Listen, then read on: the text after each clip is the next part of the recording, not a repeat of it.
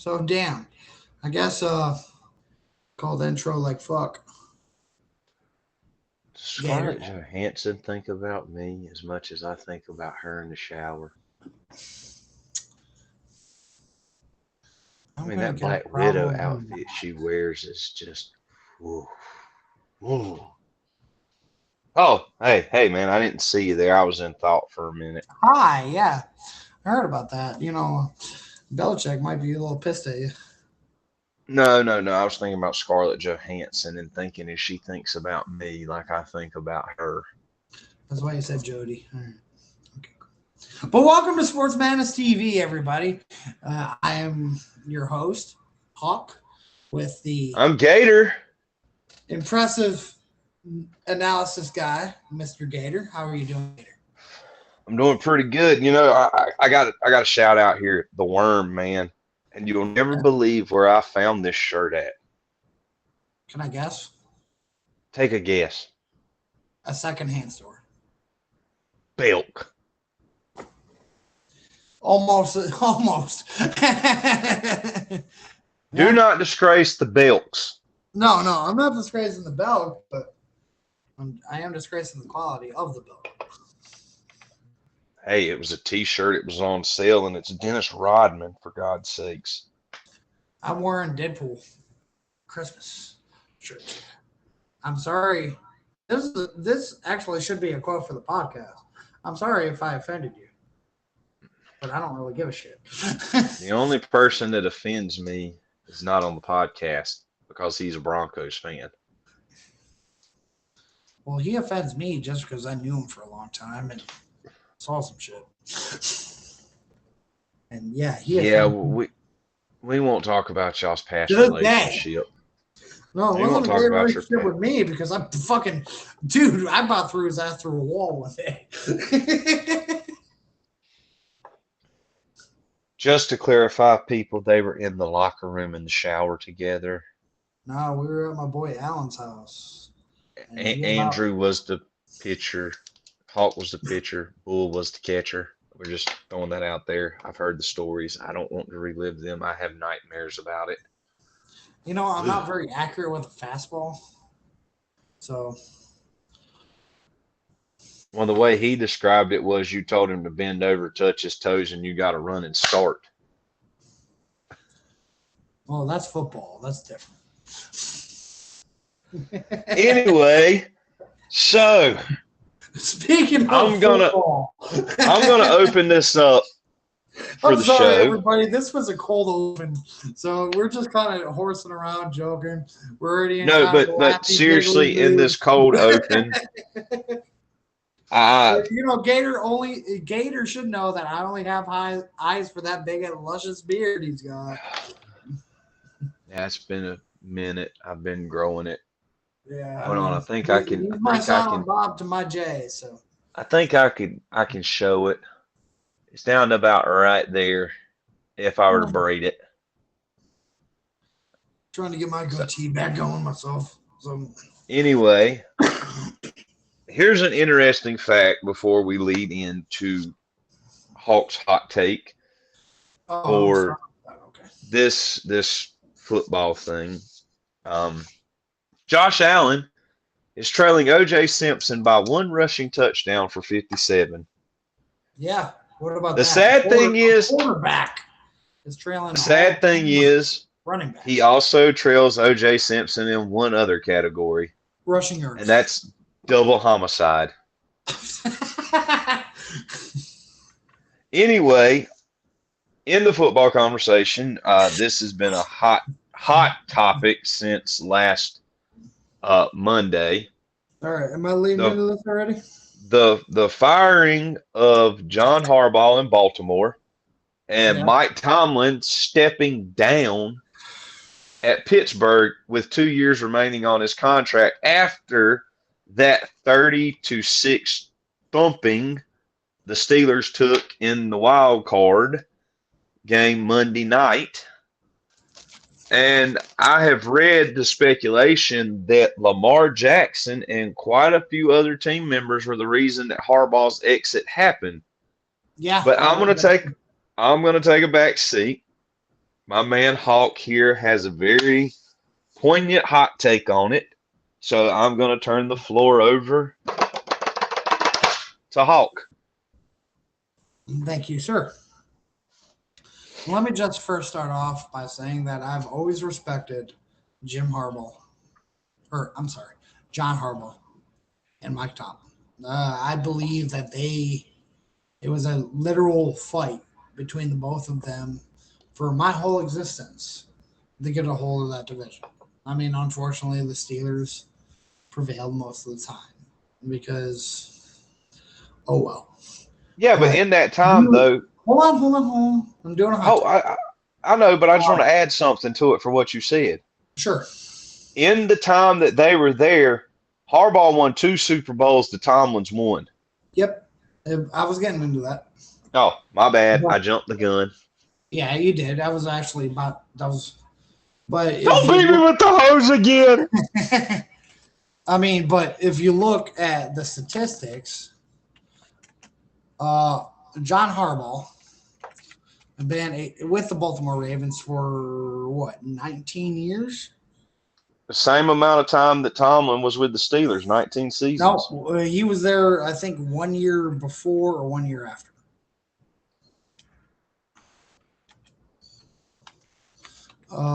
Let's see.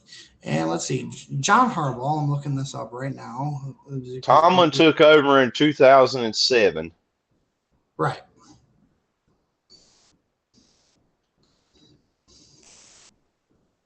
And let's see. John Harbaugh has gotten.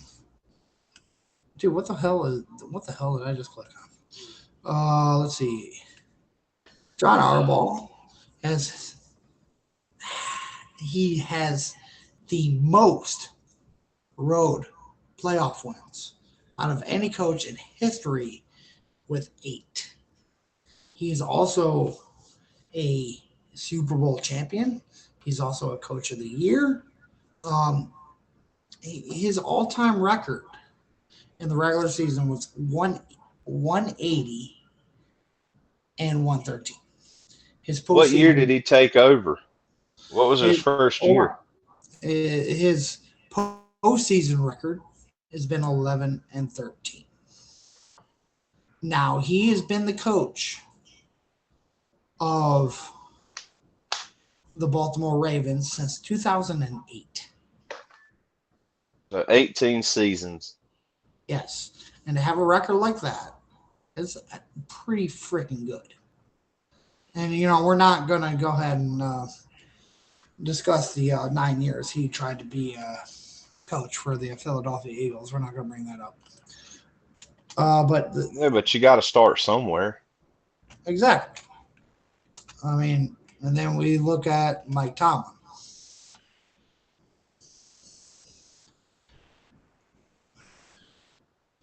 His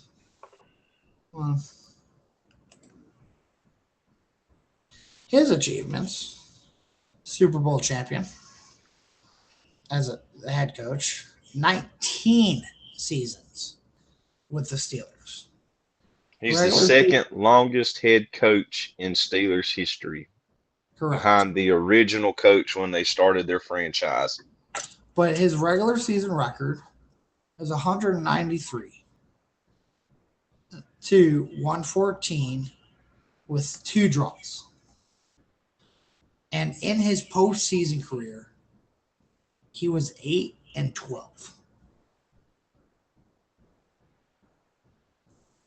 So this leads me to think, if this NFL year was scripted, like with so much suspicion has been in these last couple of years, then why would you have a career-winning coach lose to a career-losing coach for only to have him have Aaron Rodgers, which is one of the all-time greats in the NFL, to lose the very next week? Why is that? Because they're trying to shake everything up, my man. And I still believe that we mentioned on the last episode, Santa Clara, Levi Stadium, somebody's in the playoffs. Maybe you could put 2 and 2 together. But without Harbaugh and without Tomlin, who else in the AFC is going to really put up a challenge as a coach? There's a team, definitely a couple of teams, but who else? Sean McDermott and Sean Payton. I really don't believe Sean Payton. Maybe Sean McDermott. But I really don't believe Sean Payton, like you said, in the little pre-conversation that we were having. Denver ain't going to do shit. I'm sorry. I don't think Seattle's going to do anything. That we tried to call, get his opinion on it before we hung up on him. He's not here, but yeah, the Broncos ain't going to do crap. Well, I look at it this way: they got too young of a quarterback. He's not gonna be able to embrace the pressure when the playoffs come around. Because how old is he? 14. Well, it's the same thing if you look at the Patriots with Drake May. I mean, he busted on the scene this year. He led New England back to the division championship. Yeah, breaking the Bills' 5 seasons of winning the AFC East. Yeah, but that brings up a whole new issue. But I mean, the question is this the time of the young quarterback? Because you think about it, you've got Drake May, you got Bo Nix, Josh is a veteran. Who's quarterbacking in Houston? CJ Stroud? Yeah, CJ Stroud. Which is another thing. How the hell do you fumble the ball 5 times and win? That game was fucking fixed. Because CJ Stroud dropped the ball 5 times and threw 1 interception, but yet won. Hey, listen. 24 points?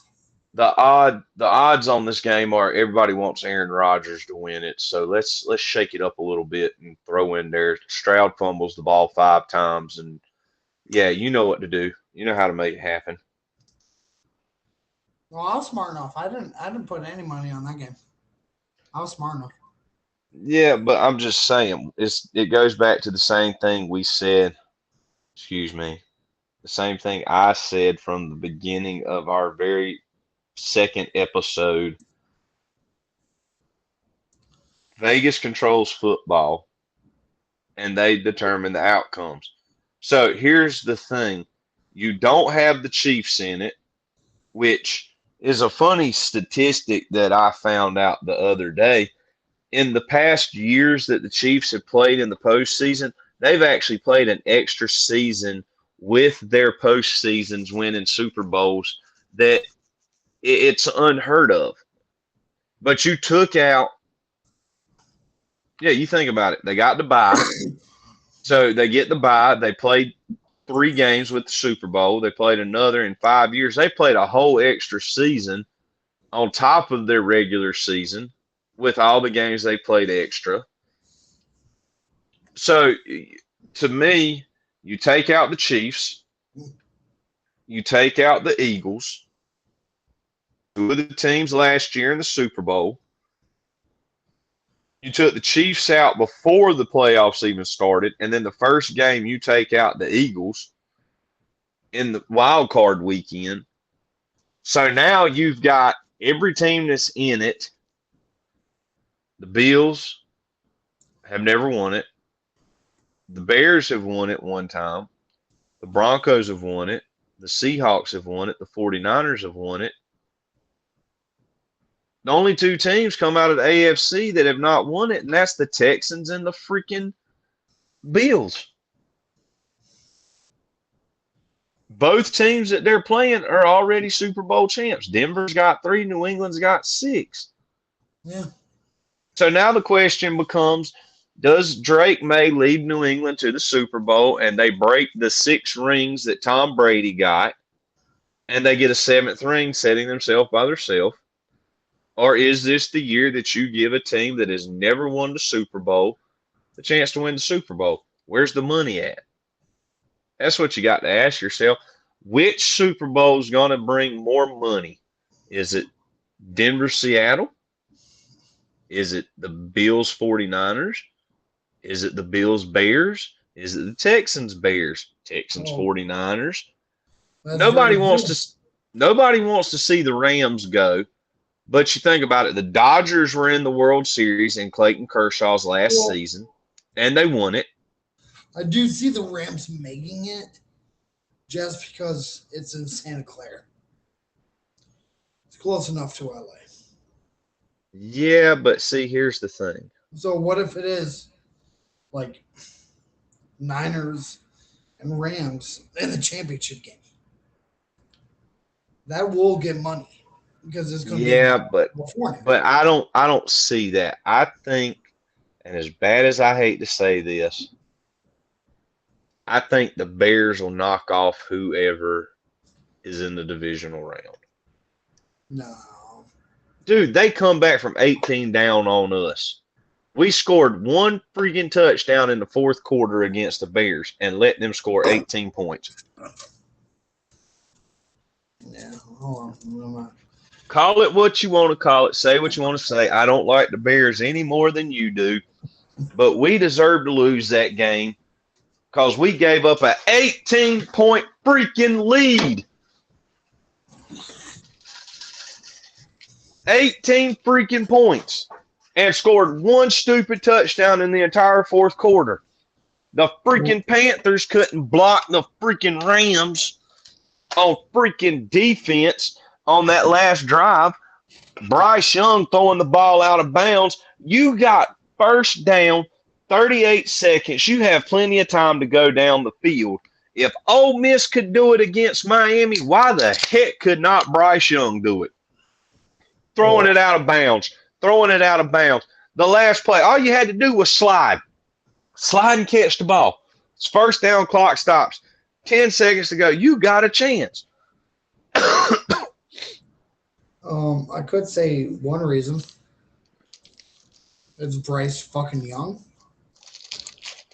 Like, I want to know who at the NFL Combine saw this guy and it was like, that's our guy. It's Bryce Young, for Christ's sake. And you look at the draft class, and they're like, really? Get Bryce Young over how many other great players? Okay, whatever. But I'm not an NFL scout, so. You wouldn't know how to pick an offensive player if he beat you on the butt. No. I can pick a defensive player, though. Oh.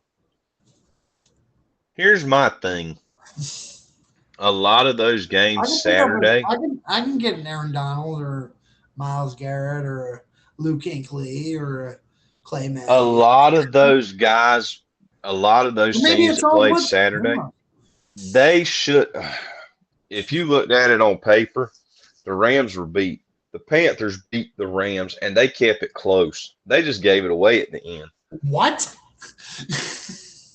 The Panthers joke of the NFC South for 10 years on paper was going to be one of the best in the NFC West. They had them, man.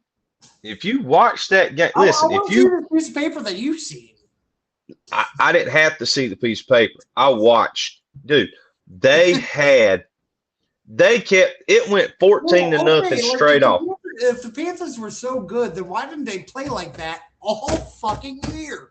Why did they have to struggle to win their division?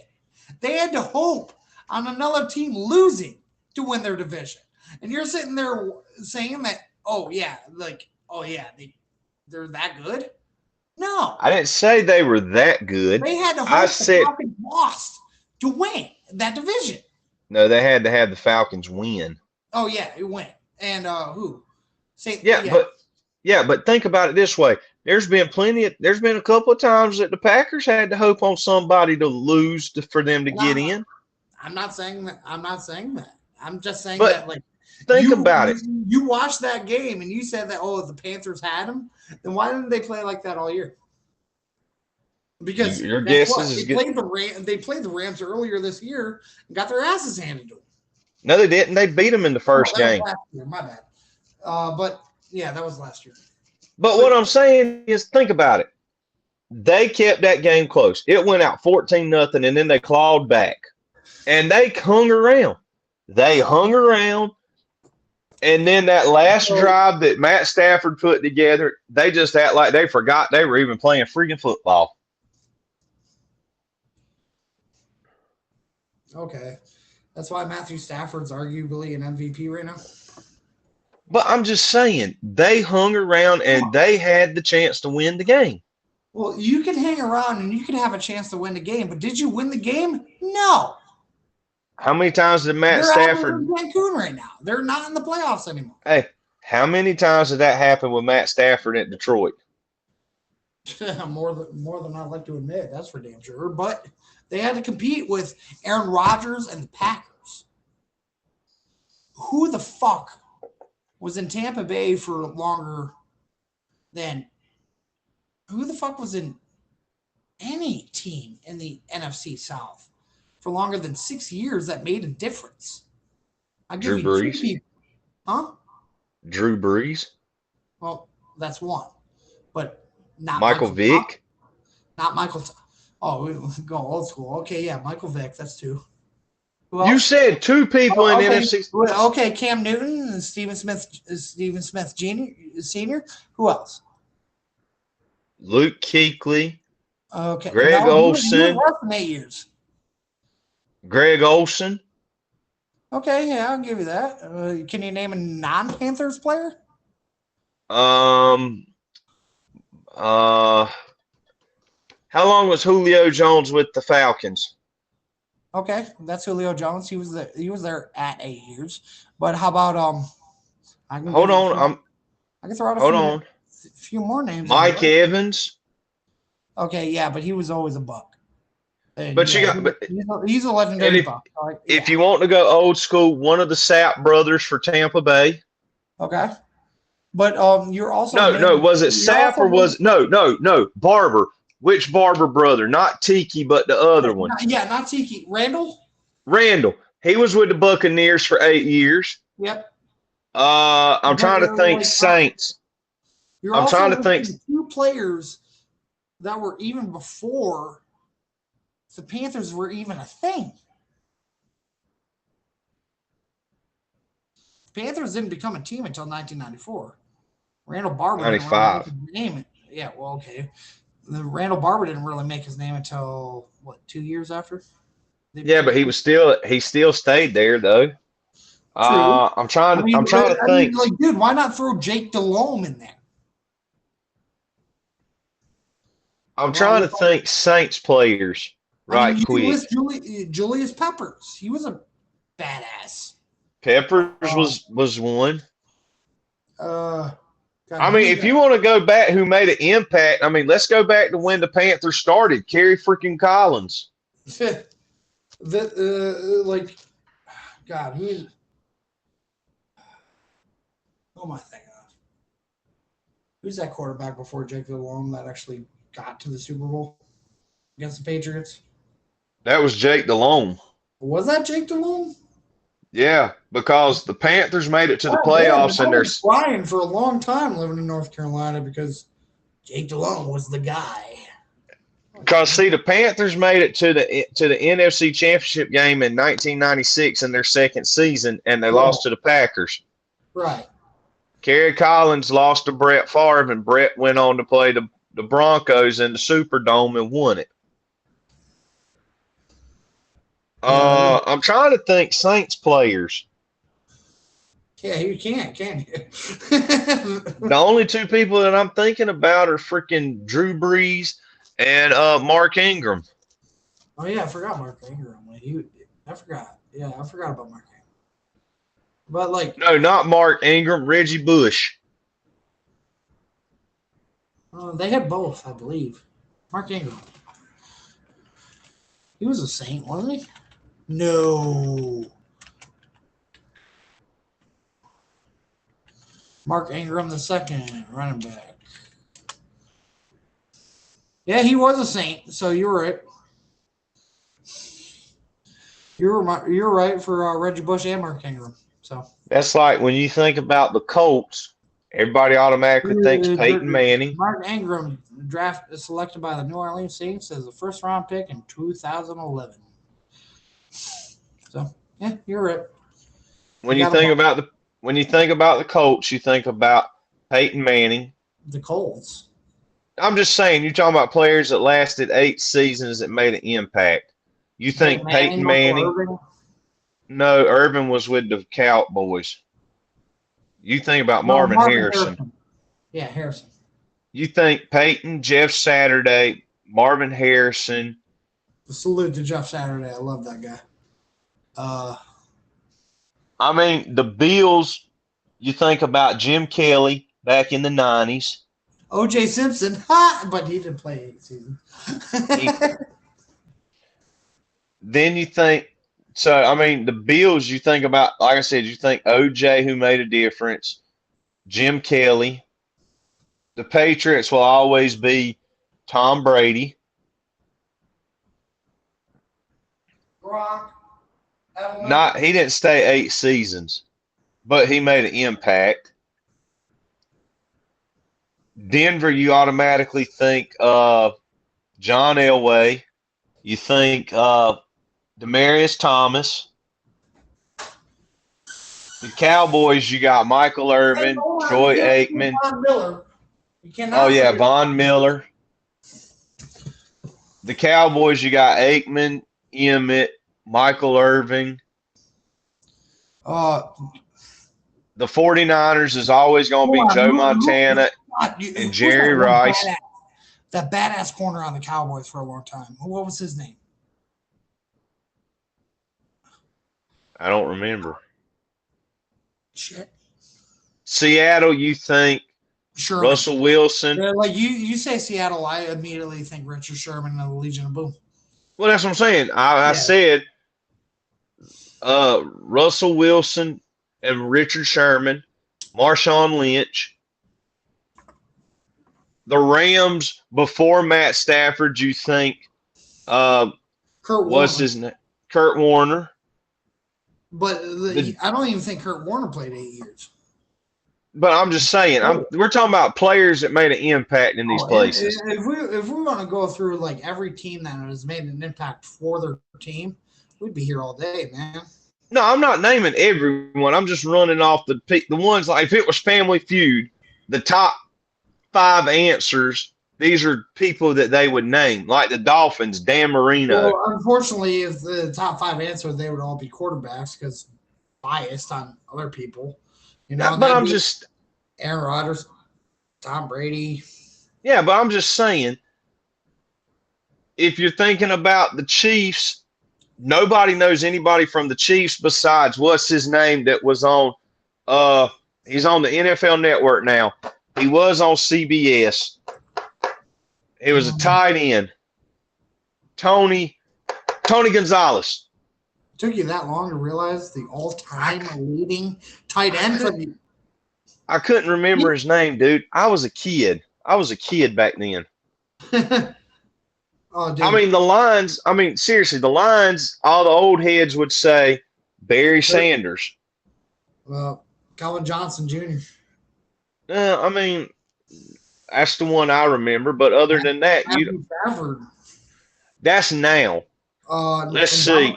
Ndamukong Suh, he was badass on the defensive nose tackle. Yeah, but I'm dirty ass player, but he was a badass. I mean, when you think about the Cardinals, Larry Fitzgerald's the only name that comes to mind. Hopkins. The Chargers would be Phillip Rivers and LaDainian Tomlinson. And who else? Also a tight end. Antonio Gates. Yeah, I don't remember him. God damn. I need to drop some NFL historian on you, man. No, I'm just saying, I don't remember Tony Gates. I mean, I know the name, but I don't remember him like that. Oh, I do. I mean, if you talk, look, dude, like I watched that whole year. Antonio Gates and LaDainian Tomlinson and Phillip Rivers, the three of them made it all the way to the Super Bowl and lost.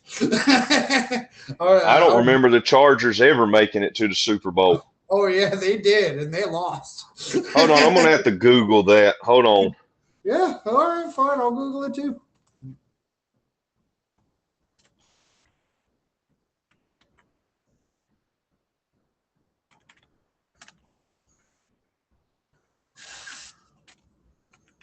That was in 1995. Yep. Phillip Rivers didn't play in 95.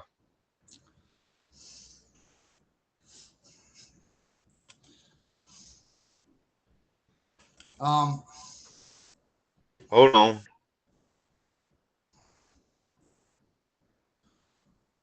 Because the announcers were Jack Buck and Hank Stram. Yeah, I remember that game. Joe Montana was the quarterback in 95. Yeah, it was. Okay. I would say Phillip Rivers never made it to a Super Bowl. I mean, if you think the Jets, the only player that anybody's gonna name from the Jets is freaking Joe Namath. Yeah. Aaron Rodgers. Brett Favre. I mean, if you run down like Pittsburgh, Lynn Swann, friggin' Terry Bradshaw, Jerome Bettis, Polamalu, Troy Polamalu. Like, remember, I know Harrison. He was Marvin Harrison. Trust me, I can name defensive players a lot better than I can name offensive players. But I mean, we're just saying players that had an impact. I mean, the Bears. The only one you think about with the Bears never had an offensive impact until like this year. Yeah, but what I'm saying is, if you think about the Bears, Brian Urlacher,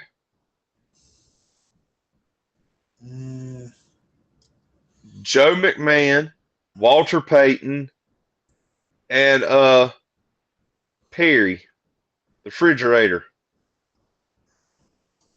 the fridge.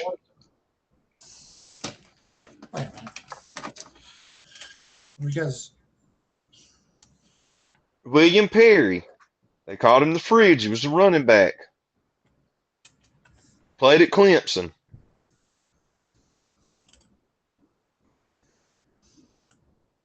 I just gotta check something right quick. Because yeah, okay. Yeah, you're right. I remember him playing for the Eagles for that 1 year. Who? Or Perry.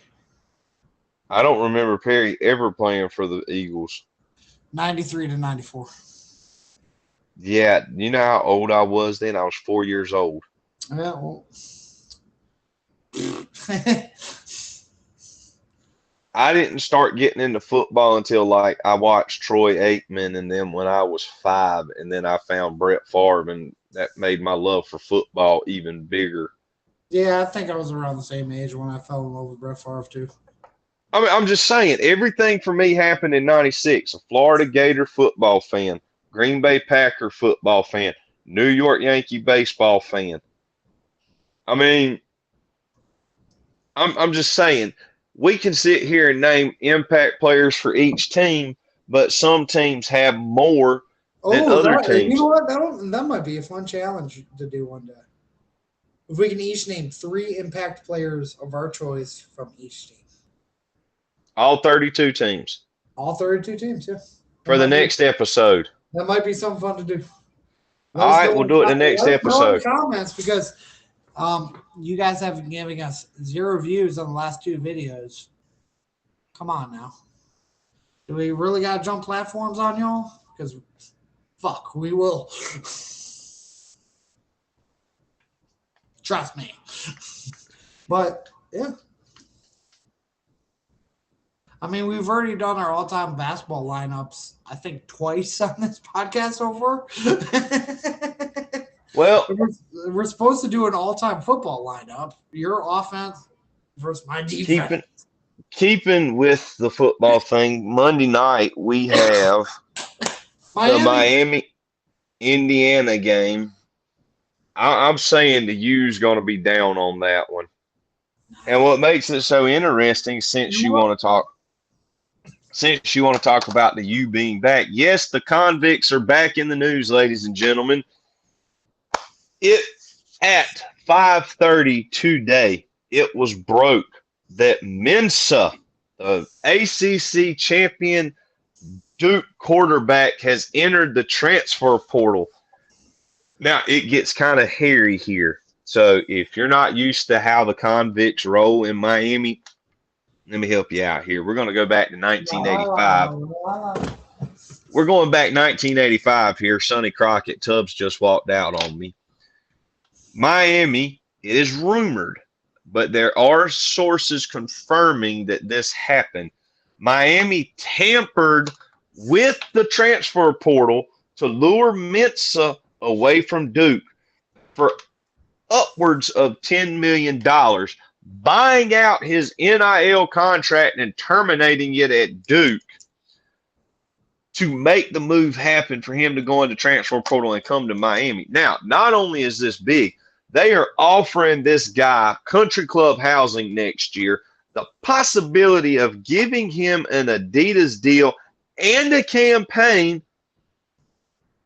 plus his sister gets a full ride scholarship to Miami and NIL deal, and she plays soccer at the University of Oregon. Transfer portal has been lit up like crazy. The NIL is going. Somebody donated $9 million the other day to the UNC baseball team. Let's be for real, people. Why do we even have an NFL anymore? These kids are already millionaires before they get into the league. They ain't got to do nothing but just sign a contract, go out there and say, "Ooh, I caught the football." Well, yeah. You might as well sign a lengthy contract that keeps you in college for 8 years, like some people do. And then on top of that, another story that I'm following. And NIL money going around right now. Nobody even really knew. The number one quarterback name in the transfer portal right now that Duke's looking at getting is DJ Lagway from Florida, who was going to commit to Baylor and be closer to home this season. But he's looking at going to Duke now. Right. And like I said, who's that guy that Patrick Mahomes 2.0 that I mentioned? I don't even remember his name. But he's signing to Oregon just because he saw Patrick Mahomes wearing an Oregon jersey. He's going to Oregon because he feels he's going to get more publicity out there in Oregon. How does he not have more publicity being a fucking pretty much a copy of Patrick Mahomes, except for, playing style or playing performance?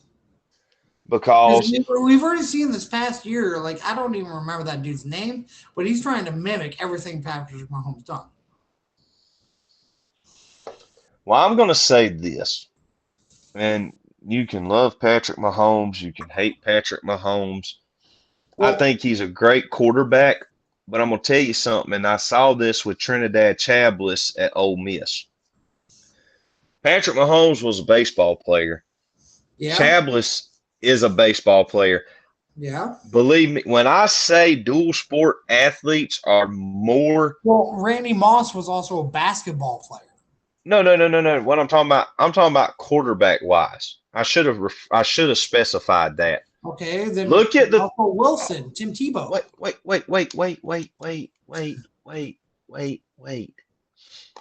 Look at the throws Mahomes makes.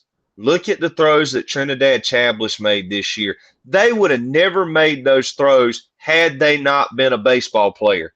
Because the way they threw that ball, if you watched it, it was basically like a shortstop throwing the ball to first base. Yeah, I saw that. Now, where you brought up Randy Moss. I know the couple of throws that you're talking about. It was probably, I want to say, And like I know, I watch more pro, but I want to say that Patrick Mahomes did that at least 5 times this season. But what I'm saying is, where Randy Moss was a basketball player, that's where he had the ups to go up over everybody else to catch the ball. Well, then why did Russell Wilson not be able to do the same thing? He did it Because there for 1 year, but like Russell Wilson, I think he was an incredible quarterback, but he was a victim of bad coaching under Pete Carroll. well, my thing with it is if you watch Russell He throw should the have had 2 football, rings, but instead only one over. if you watch Russell throw the ball compared to Patrick Mahomes and all of them, he never Patrick Mahomes and Chablish can throw that ball sidearmed. Yeah. And I mean they can spiral it. Well, like, So but I mean, even though Russell played baseball, we've seen even Jordan Love be able to make that throw sidearm. Aaron Rodgers, we've seen it. Who's Jackson Dart? We've seen it. but think about it this way though: how many times though, if you took, let's put Chabliss and Mahomes up against Aaron Rodgers, Jackson Dart, and they throw the ball sidearm 25 times. Rodgers and Dart are only going to be able to do it maybe 15% and hit their target. I mean, yeah, they don't try to make Chabliss and Mahomes are going to make that 85, 90% of the time throwing it. So, I mean, look at the Super Bowl that the Chiefs played the Buccaneers. That mug laid out straight and threw the ball and made a completion. Yeah. You're not seeing that in quarterbacks today. Well, hold on. It was the game that I'm thinking of, the Super Bowl. Wasn't Patrick Mahomes like falling to his sack and still completed the throw? Yeah. Is that what I'm thinking of? Yeah. Yeah, and yeah, that was an incredible throw. But that's what I'm saying, though. That's where the baseball comes. The ball only got 6 yards down the field, but the fact that he was so accurate with it. That's what I'm saying. That's where the baseball comes in, because you think shortstop, you're tagging a bag. Sit there and fall over, catch that ball, flip it, throw it. Yeah, you're tagging a bag while a guy's sliding in, and you got to throw it. You're not going to see. And Aaron Rodgers, greatest quarterback, love him to death. He's not going to make that throw 95% of the time like Patrick Mahomes and them are. I think I would trust Aaron Rodgers to make a 60-yard throw versus one of those throws. I think so. But here's the thing that I've noticed. You're not trying to get 5 or 6 yards every play. You're trying to get 10.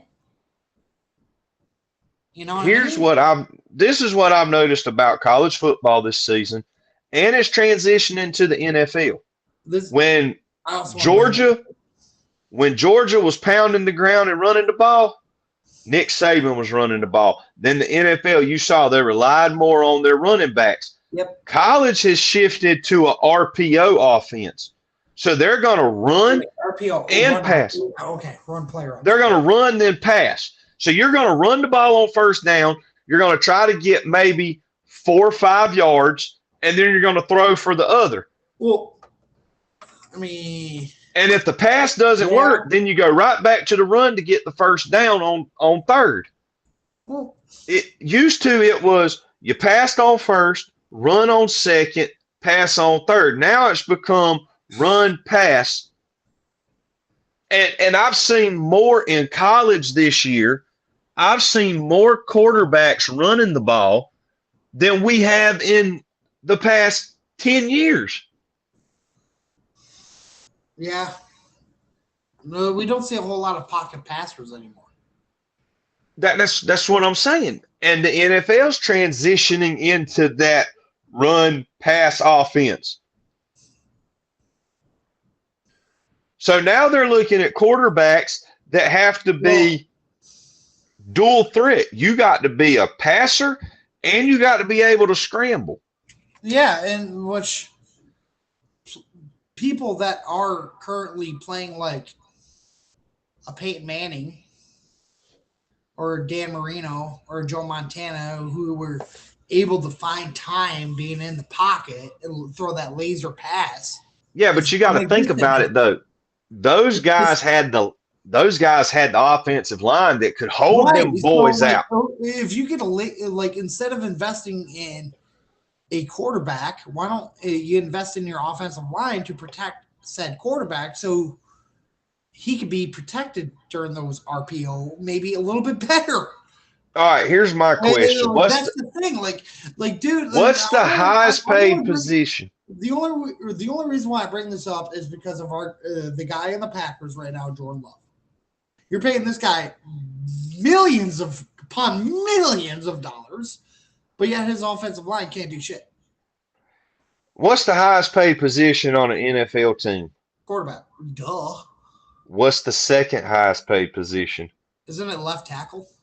Nope. It's the offensive tackle. Yeah, protects the blind side of right tackle, whatever the fuck.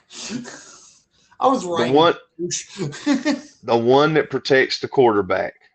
Right. It's a tackle, not the center, not the Normally your offensive tackle's on your left-hand side because they're right. All quarterbacks are right-handed. Offensive tackles. You got one right and one left. But the highest paid tackle, left tackle. That's where the tackle box is. But the highest paid is always on the left side because of the fact that most quarterbacks are right-handed quarterbacks. Right. So if they're coming at you from the left, yeah, but you think about it. You're a right-handed quarterback. You see the field better than a left-handed quarterback. I mean, wasn't one of the best defensive linemen of all time, Reggie White? Wasn't he more lined up on the left side facing a right-handed quarterback? No, the greatest. You said what? Reggie White. What'd you say before that? I said, wasn't he lined up on the left side? No. You said greatest. You said greatest. Yeah, in my opinion, Reggie White was probably one of the greatest defensive linemen of all time. Lawrence Taylor. He was a linebacker. He was an edge rusher linebacker. He was one of the greatest defensive players. He was not a true defensive end. He was a 3-4. He was a 3-4 defensive end, a linebacker, not a 4-3 defensive end. A big guy. He was still one of the greatest defensive players of all time. I'm not arguing that, but he wasn't. Yes, he was a pass rusher, but he was also a linebacker. He wasn't a defensive end, technically. Just like Bobby Wagner with the Legion of Boom. He was a linebacker. He wasn't a defensive end. Because they were in the 3-4 defensive set. 4 linebackers, 3 defensive line. That's what that means, dude. Now, 4-3 is 4 defensive linemen, 3 linebackers, middle, out, right, and left. You don't freaking say. Yes. Oh, my God. So that makes a difference. Lawrence Taylor was an outside linebacker. He was not a defensive end. I still put him up above Reggie White. And I'm a Packers guy. As far as defensive greatness goes, yes. But defensive line, it's him and J.J. Watt. Argument can be, but Lawrence Taylor, I mean, yeah, he's a great linebacker, but you could argument could be. But he always got to the quarterback, though. That's what I'm saying. But he always got to the. I'm talking about getting to the quarterback and through the offensive line. Reggie White was stout on the line. Now I'm not saying he wasn't.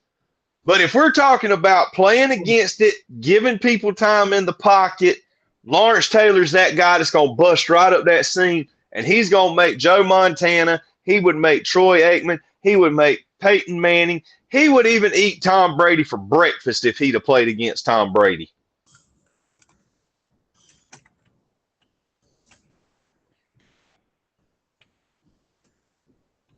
I mean, look what he did to Joe Theismann. All righty.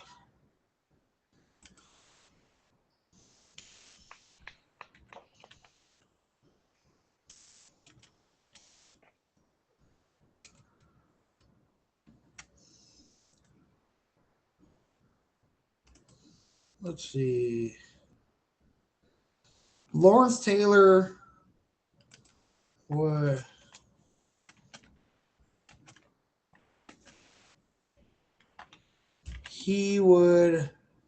sack the quarterback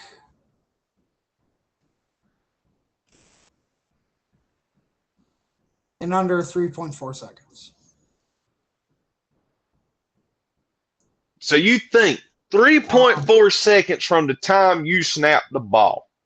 Hold And on. we're talking great quarterbacks. I'm going Troy Aikman, Tom Brady, Peyton Manning. That's actually what I'm seeing right now is that Joe Montana, he got his quickest sack against with 2.1 seconds. But I'm saying, you think about it, from the time you snap the ball, he's on you. You couldn't protect. Look at this. I'm looking at it right now. Clay Matthews, Yeah. 3.6 seconds since sacked quarterback. And I'm not saying Clay. 0.2 second difference, but you were a quarterback. That 0.2 seconds, in your head, that can make that could be all day. Not really, because if they get a good jump, when you snap that ball, if they get a good jump, 2 seconds is for Lawrence Taylor, Clay. 2 seconds. Yeah, what I'm saying is 0.2 seconds. If they get a good jump on that ball and they get it, they're hitting you time you catch the ball to get ready to throw. It also Clay Matthews also has more forced fumbles than Lawrence Taylor does. But you got to think about the era in which they were both. 0.2 seconds, though. It's not just the 0.2 seconds. If think about, but think about the era they played in, though, and think about who they played against. You got to look at that too. I mean, Lawrence Taylor's playing smash mouth football back then. Yeah, they started implementing these rules with Clay Matthews playing. Oh yeah, trust me, the body weight rule. But I mean, think about it. Lawrence Taylor, Lawrence Taylor, the all-time leading sack leader. He had openly admitted to smoking crack before every game. Yeah, but I mean, what I'm saying is, though, think about it. Lawrence Taylor's playing in the 80s. These guys are coming off that line. I mean, they're knocking dicks in the dirt, man. Clay Matthews is taking your head off. Who would Lawrence Taylor be without the crack, and then who would Clay Matthews be with the crack? They'd switch places. Yeah, what if they switch places? What would happen? But what I'm saying is, though, you think about it. Do I think if Lawrence Taylor played when Clay Matthews was playing, would it be a difference? Probably. Probably, yeah. But you got to think, Lawrence Taylor came along. It was like the NBA with Jordan, man. Them boys was playing. They was banging and beating and hitting. I mean, like for anybody that does not know, I want you guys to go back and watch a football game pre-1987. And you watch it, and you're like,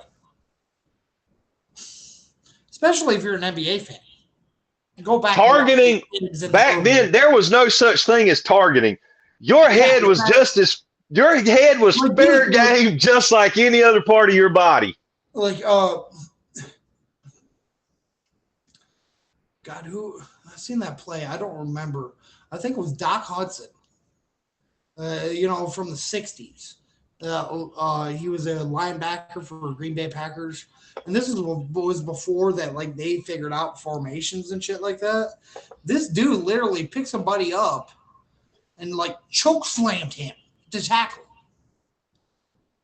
Like, that's when the Super Bowl style, one arm like choke slam to hell. To tackle, and that was that's back when.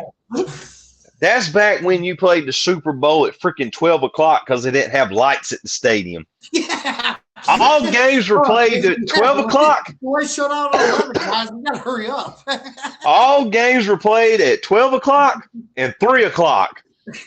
When the sun started setting, you stopped playing. because you didn't have no stadium lights, and I'm talking you taking hits. You had to have that day off after that so you could recuperate. Kind of like the 90s basketball.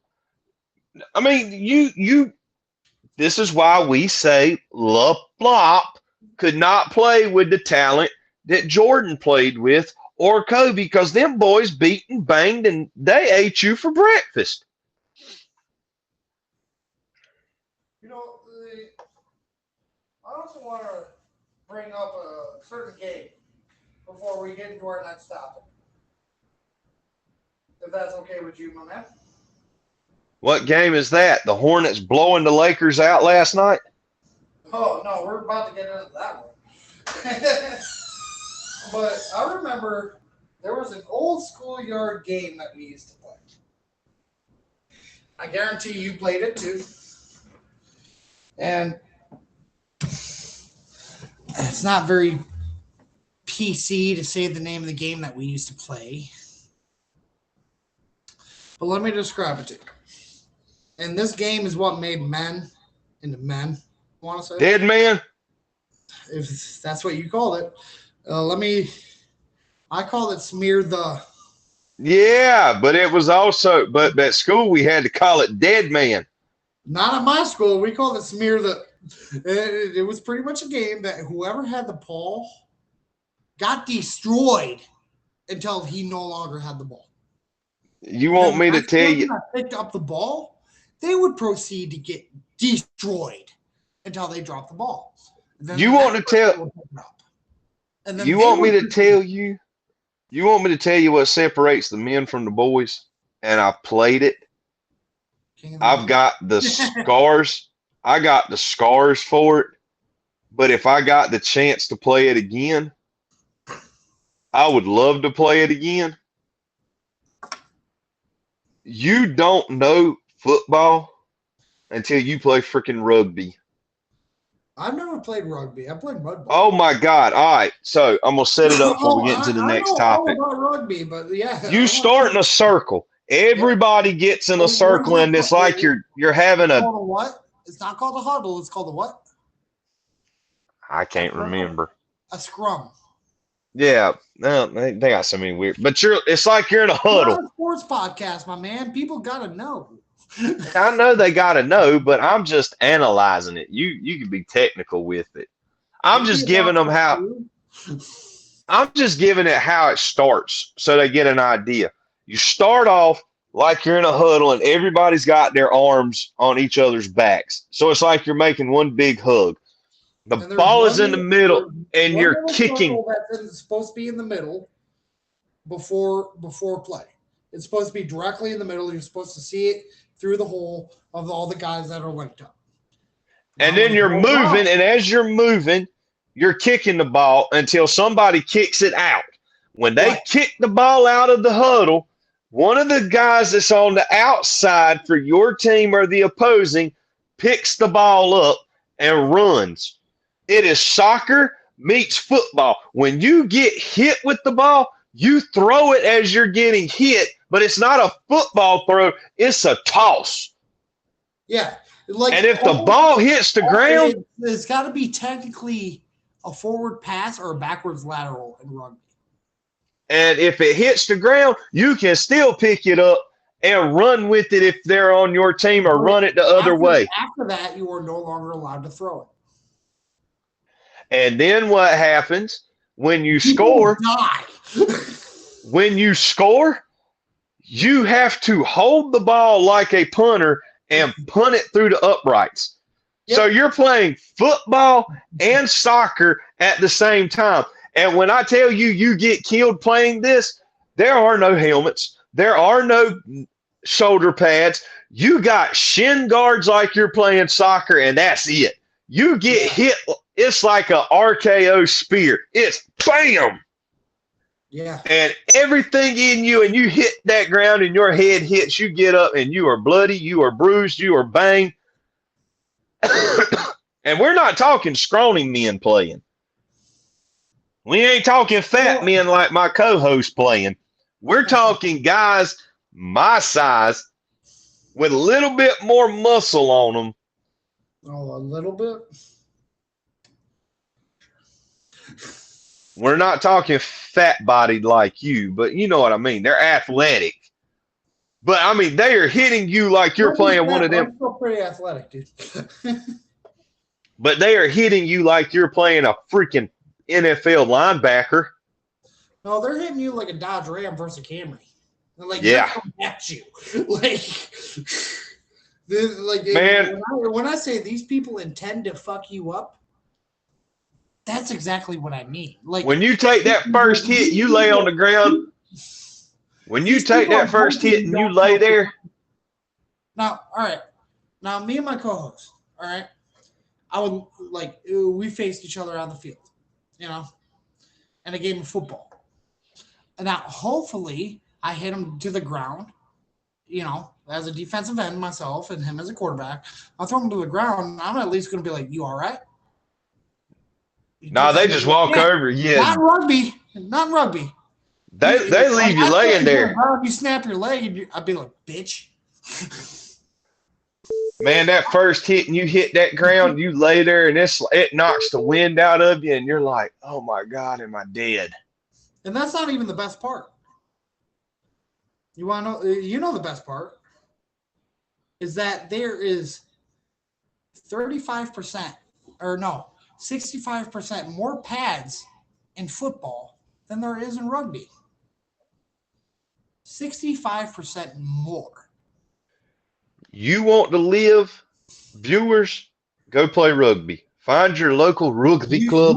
You want to feel like a man? Go outside, and play rugby. Go play rugby. Dead man ain't got nothing on rugby. Because when you're in school and you're playing it as a kindergartner, first, second grader, third grade, when you had recess, that ain't nothing compared to rugby. Go play rugby. Let me tell you something. You're going to find out how quick you are a man. And if you can't handle the hit, you might as well just go on and sit on the bench and don't come back to the next match. Because they gonna go for you every single time because they know you is soft, you's weak, and you ain't gonna make it.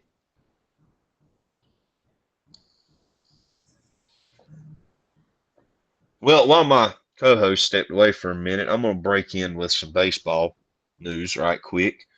The Dodgers, as of today, have a $2.11 billion salary to pay their players.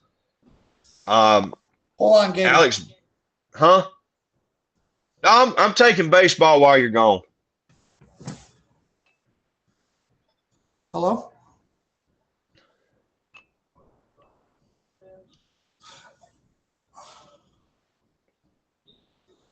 Oh, I'm sorry. It might be broken. I'll be right out again. That's his $2 hooker. I'll be right out. Like I said, the Dodgers have a $2.11 billion salary that they can pay their players right now. Alex Bergman left the Dodgers for 5 years. I mean, the Red Sox for 5 years to go to the Chicago Cubs, all because the Red Sox would not give him a no-trade clause. And on top of that, for all of you baseball fans out there that, like myself, grew up, went to high school, graduated, like Clayton Kershaw and Matt Stafford. Kershaw retired at the end of this season. He did get to pitch in the World Series in that 18-inning game, which was an amazing spectacle. I got off of work and sat in the break room to watch the ending of that game because it was just amazing. He is going to pitch for Team USA in the World Baseball Classic. He was supposed to do it in 2020, but for insurance issues, he could not do it. But Clayton Kershaw is going to pitch in the World Baseball Classic. So good luck to the American baseball team. I can't wait for the World Baseball Classic to come around. And I definitely want to see Clayton Kershaw go out on a bang. Let's beat the Japanese because after that last one, we got to do something with them pitching because we got to shut down Yamamoto and Shohei Ohtani. Which shouldn't be too hard because Mike Trout We got Mike Trout. We got Bryce Harper. We got Trey Turner back. Judge is the captain. We're going to all rise for the Judge in that one.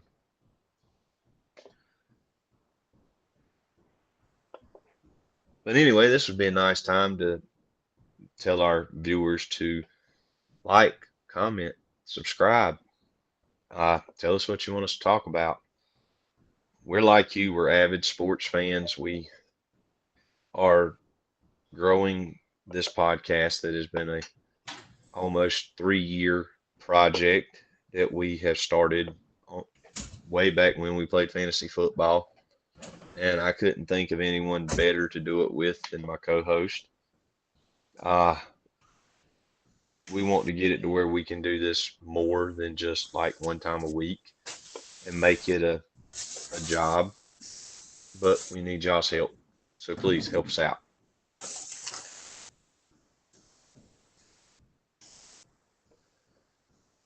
Oh, and one more thing on football.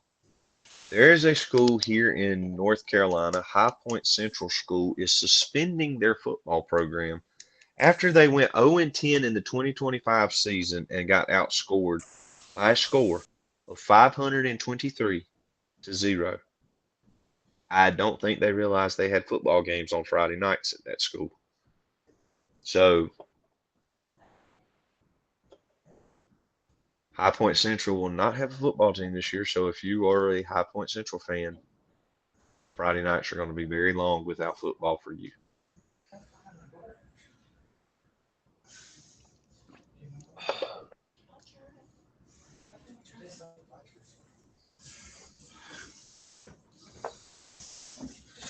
So guess what, everybody? I didn't hear any of that, and this show is not sponsored by DoorDash. Although you can get a very good deal if you want to order something late at night on a Friday night. You can get chicken wings, you can get beer, as my co-host did. And he didn't even DoorDash me any. I'm sorry. Did I hear something from the peanut gallery? Well, on that, we're going into our last topic. All I did, I basically just said that Alex Bergman left the Red Sox for 5 years to go to the Cubs for a no trade clause. Sorry, but there's been a lot going on in the MLB I've seen with a bunch of trades, people re-signing. My co-host has IBS. He has irritable bowel syndrome, and he's having a case of diarrhea right now. Sorry, everybody.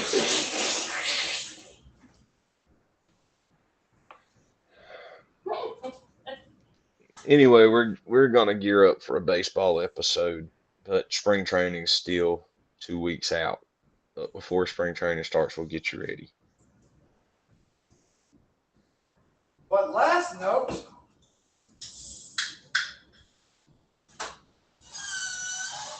and quite possibly you might get to see the 999 challenge. 999 challenge? Oh, yeah.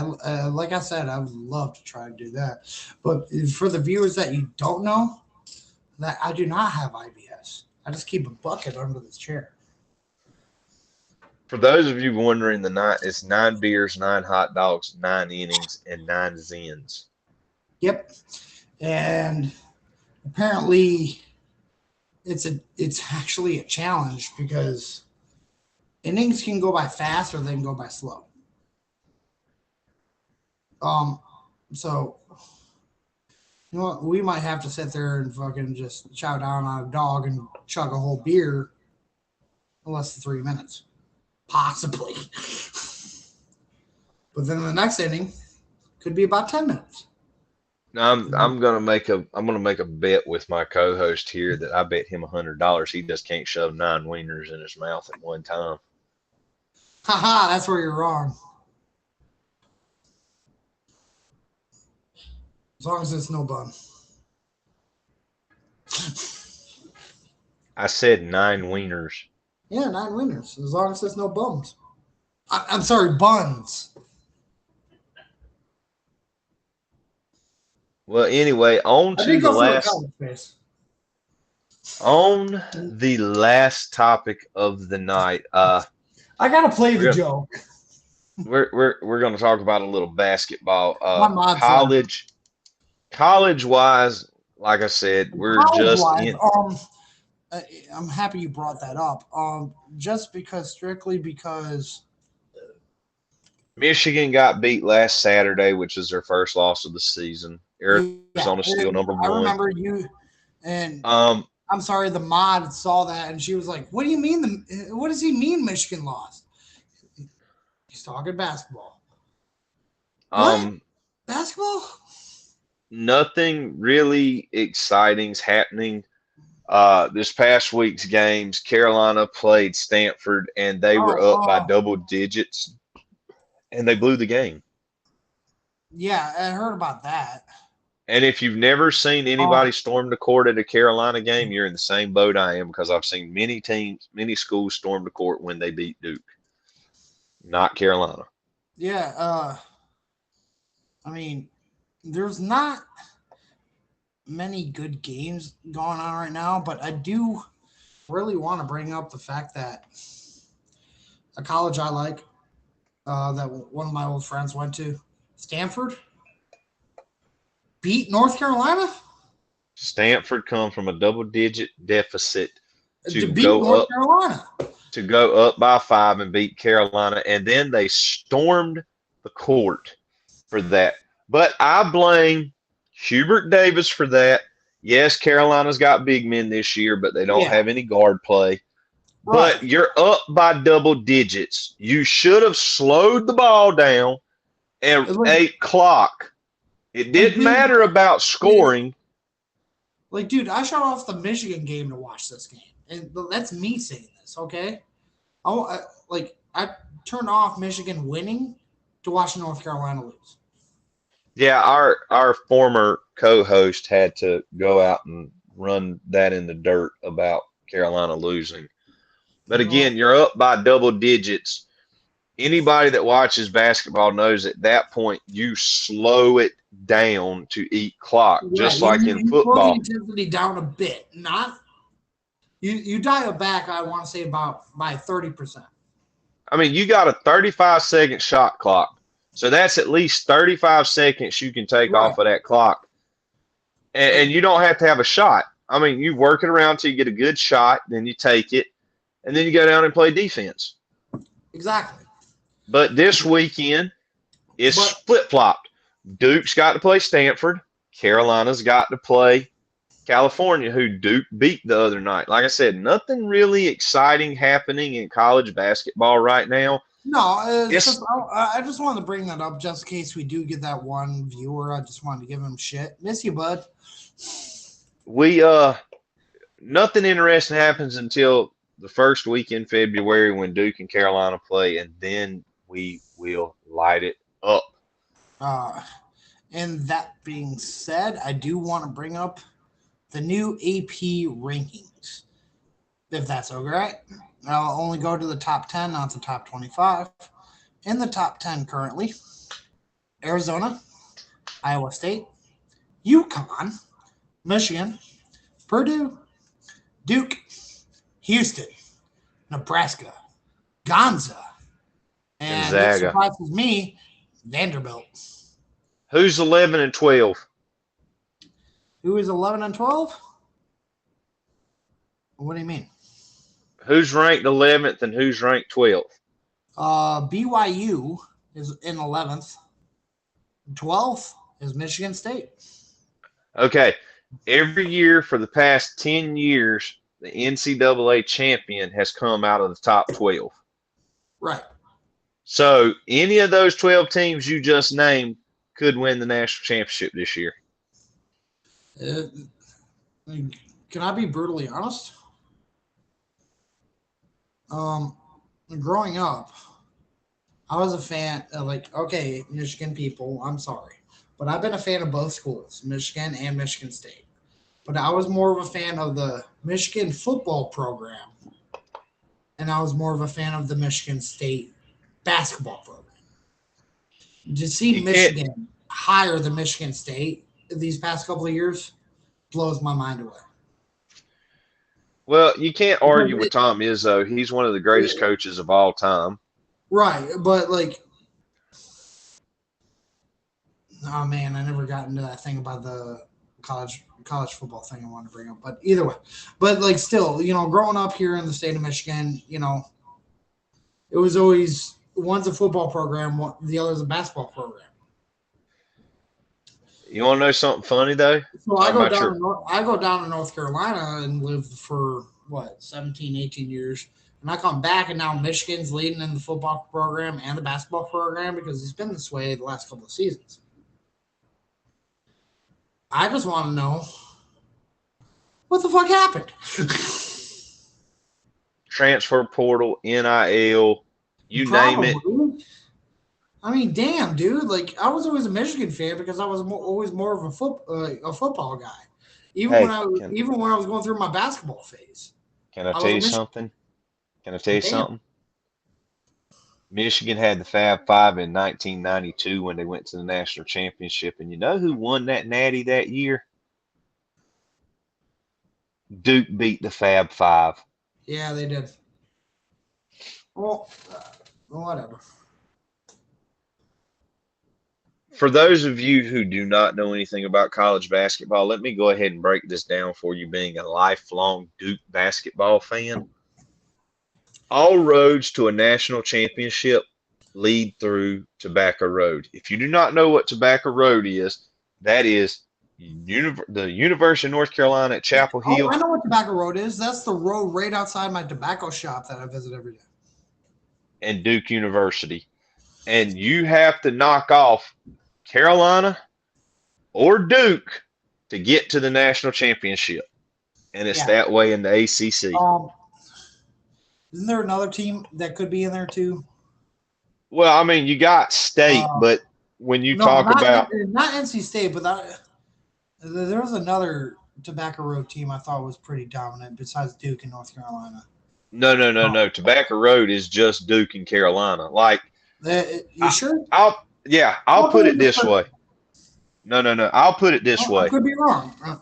Every college team puts on their A game to play Duke and to play Carolina because they're the Kings.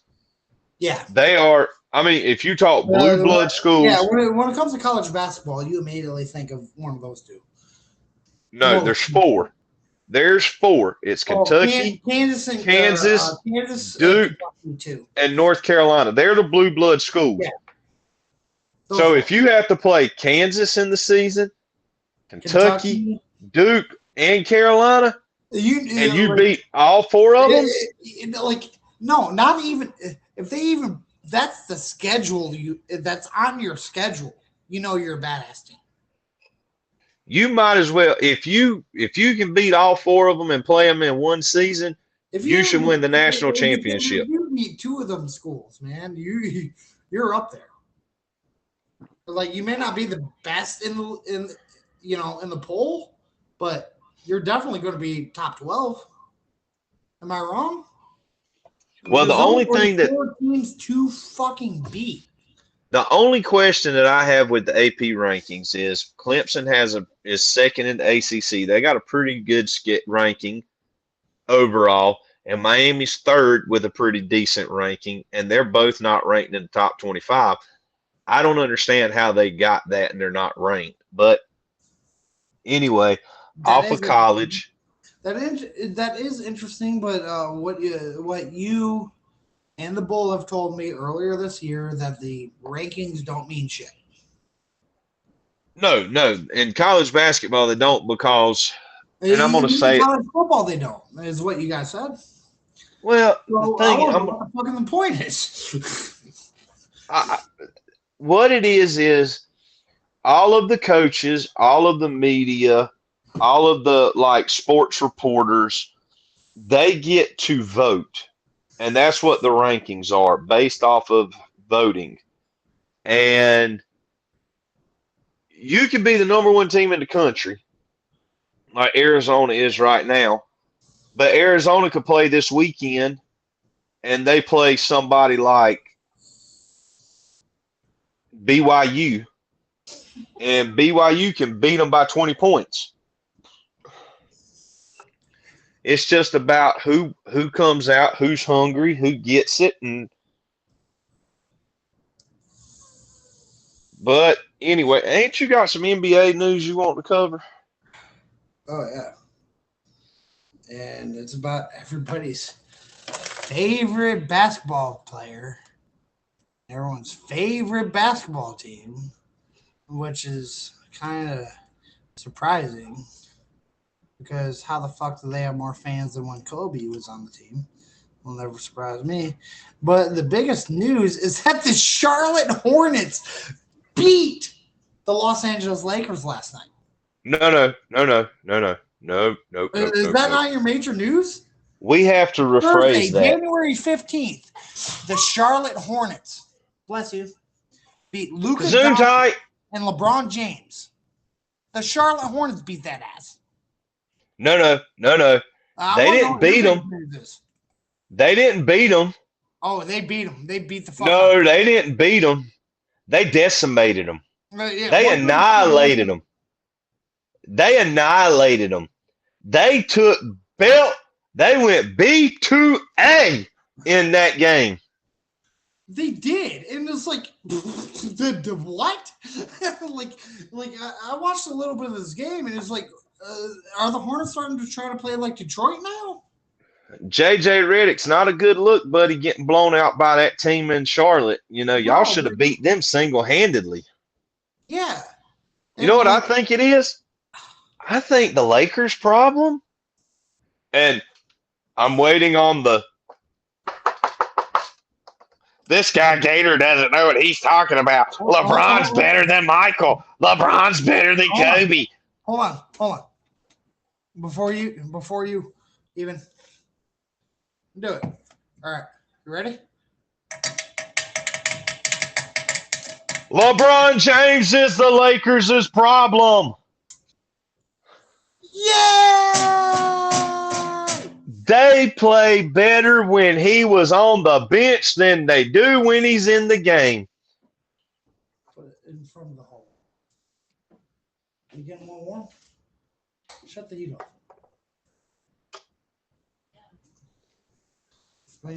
We have a former co-host that can't do nothing but ride LeBron's junk, and he's better than Michael. He's better than Kobe. LeBron James is the all-time leading scorer. He's got more this. I just want to. Last time I checked, let's see, the percentage on at least Kobe, I think, was 62%, and that's better than 40% last time I checked. I mean, somebody was 5-2, and the other one's 4-6. I think our former co-host drinks too much of his jizz, and that's why he's riding his. It's either LeBron James or Bo Nix, so take your pick. But he wakes up. I mean, don't get me wrong. Like, I like LeBron. I liked LeBron James, and the specific version of him that I liked was LeBron James. But that's the only version of him I liked. But then I ain't like no version of him. There is no fucking reason why a 40-year-old man would be able to do what he's doing. There's no reason. Vince Carter, Kobe Bryant, Michael Jordan couldn't do what he's doing. And it's longevity. He's training well. He's doing great. No, this motherfucker's on fucking performance-enhancing drugs. You look at the last Olympics where KD, Chris Paul, Steph Curry, Russell Westbrook, all them people, all the best players in the fucking world were a part of it. Every single one of them got drug tested except for one player. Who? LeBron. Right. And guess who gets out of all the drug testing? LeBron. Right. So how does he get out? How does he continuously to be getting bypass drug testing? It's not the fact that okay, he could probably fake the drug test, but he's not even getting drug tested. That's the fucking point. Like, okay, like Randy Moss when he went 3 touchdowns with 3 receptions on 167 yards. That was his whole game. He got 3 touchdowns on 3 receptions on 160 yards. After the game, guess what? Drug test. He got tested, and he came clean. But LeBron James, at even 39 years old, can post a triple-double, and nobody even questions it. No.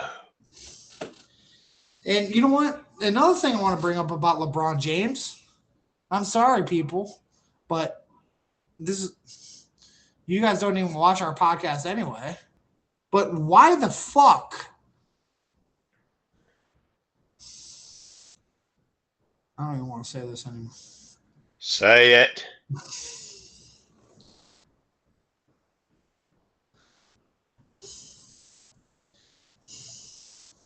I lost my train of thought.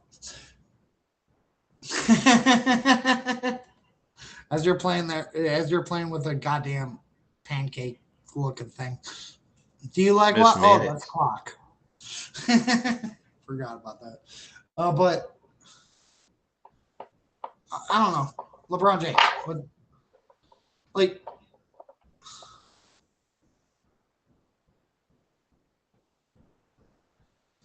and people okay. Trying to give the ball to you there for a second there, buddy. No, you lost your train of thought. I don't even know where that train was going. It's somewhere in the snow.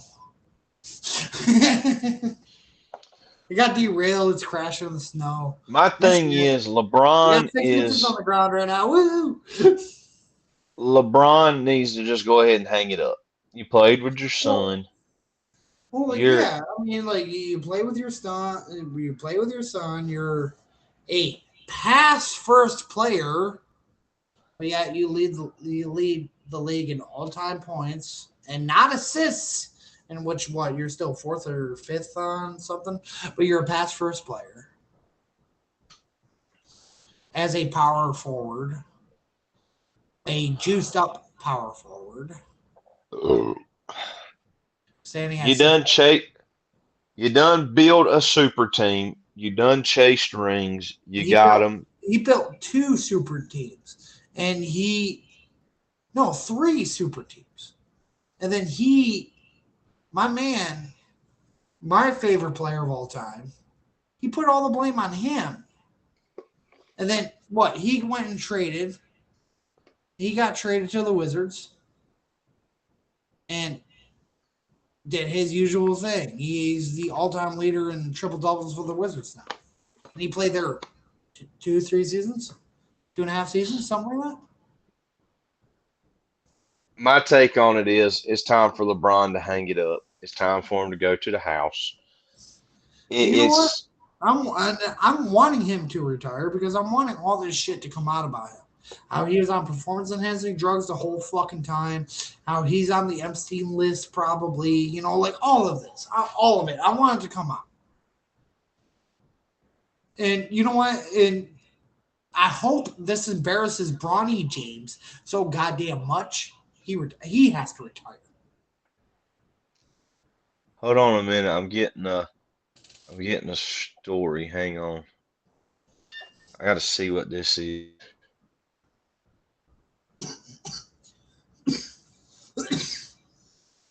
I wonder what. Wow. Trinidad Chablis sues the NCAA to get a 6th season of eligibility after they denied his appeal. Who? Isn't that Patrick Mahomes 2.0? Trinidad Chablis, that was the quarterback at Ole Miss. That That's Mahomo 2.0, right? Yep, that is a story that I'm going to have to follow. But Yeah, with that because note, he just committed to Oregon. We brought yeah, that he's up trying. earlier in this episode.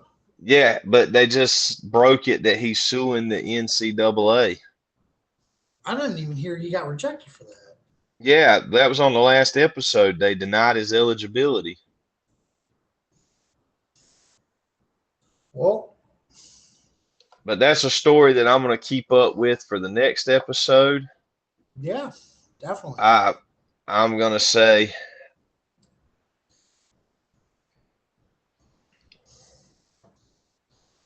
good night on that note. All right, my guys. Let's go ahead and close this out. And remember to like, subscribe, and comment, and maybe share with a good buddy. Hopefully, somebody who's not a big LeBron fan, or maybe somebody who is a big LeBron fan. But remember to like, subscribe, comment. What's your favorite part of this video? Gators got a game for us next week. Well, let's see what it is. Remember to tune in on Fridays. Episodes will be posted Saturdays. Before everything going to be getting on. And remember, if you guys don't like, comment, or subscribe, we're jumping platforms. I'm tired of it. I really am. And I'm invoking my creative control here. And Hawk's gonna appear at your house in a Speedo like he's Chris Pontius. Yeah. And you know what? While you're sleeping, I'll just keep hitting you in the face with a pool noodle. Just to annoy the shit out of you all night. In my Speedo, like, where's my pool? Every single one of you. All of our 15 subscribers, I'll find you. Even though one's dead now. He's not playing. Either way, He'll track you down. I'll find you. He's got a very specific set of skills. Yes.